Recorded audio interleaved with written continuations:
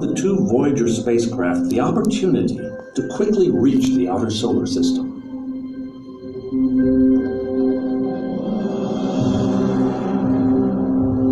Often, it was the smaller worlds orbiting the outer giants that stole the show, like here on Miranda, a 480-kilometer moon of Uranus.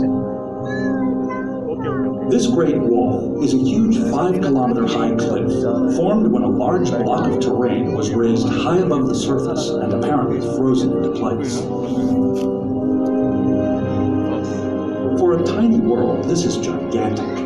Scaled to Earth size, this would be a cliff 470 kilometers high.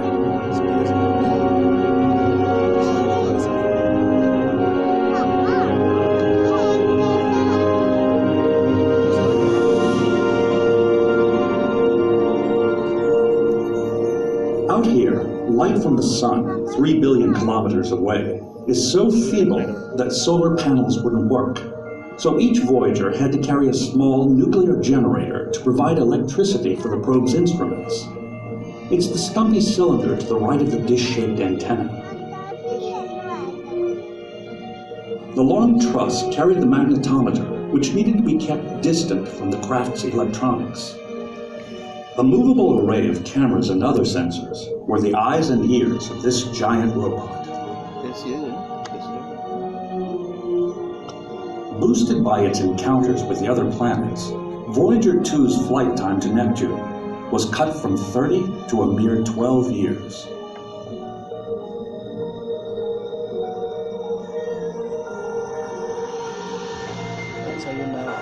Four and a half billion kilometers from the Sun, it swept low over the outermost planet Neptune in August 1989 and into the record books.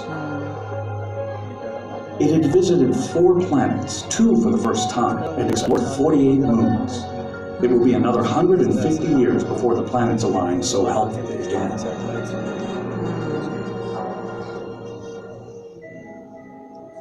Oddly, the 2 innermost planets, Mercury and Venus, have proven quite difficult to explore.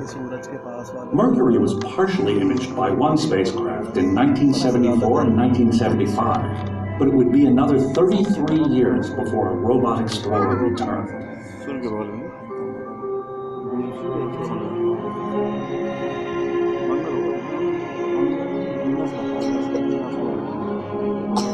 This is Messenger.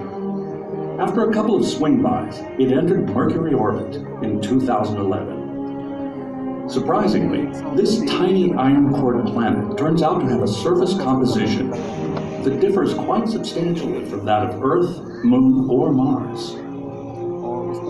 Messenger is also collecting data on unusual compounds discovered near the North Pole. Some researchers believe this could actually be water ice, but there's not enough evidence yet.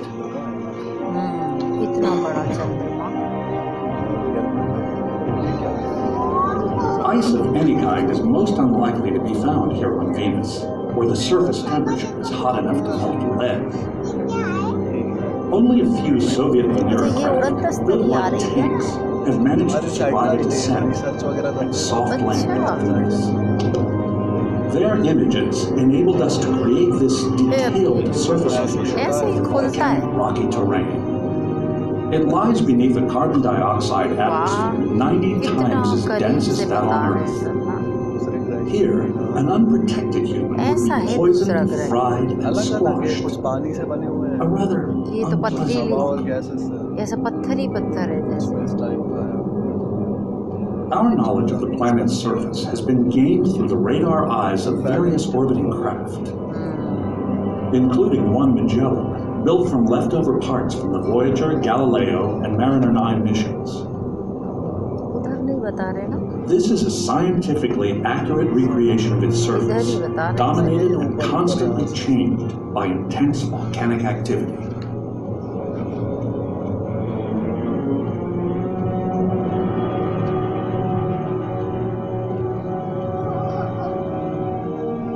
In size, Venus is almost the twin of the Earth, but its dense carbon dioxide atmosphere, sulfuric acid clouds, and furnace-like temperatures mean that this, our closest neighbor, will be one of the last to be visited by humans or even robots in the foreseeable future.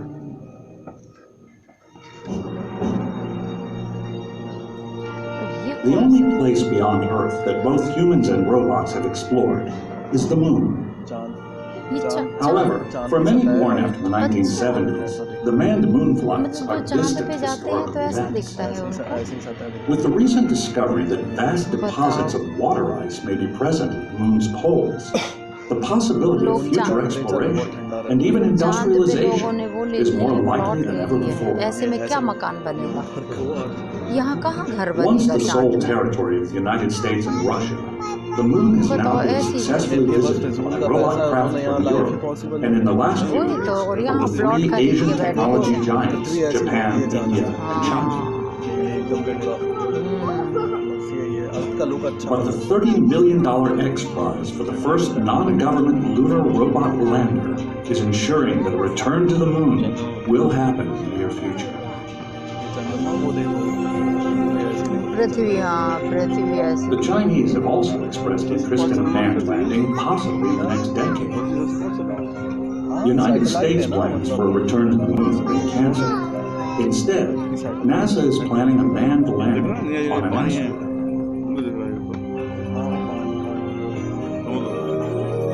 The Japanese spacecraft Hayabusa captured some microscopic samples of an asteroid and returned them to Earth in 2010. Beginning in mid-2011, the Dawn spacecraft orbited Vesta, the second largest of the asteroids found between Mars and Jupiter. Its results show that Vesta has remained virtually unchanged since its formation 4 billion years ago. Yet the varieties of features suggest that this tiny world has more in common with the larger planets than previously thought.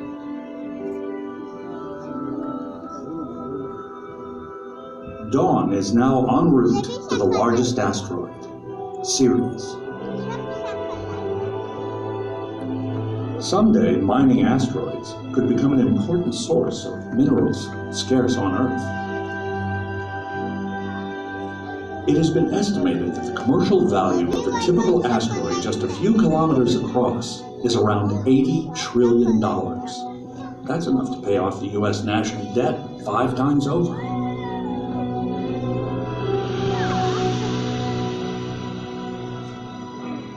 Related to, but different from most asteroids, are comets. They are more volatile and release great amounts of gas and dust as they are warmed by the sun. The most well-known is Comet Halley, whose relatively short orbit brings it close to the sun every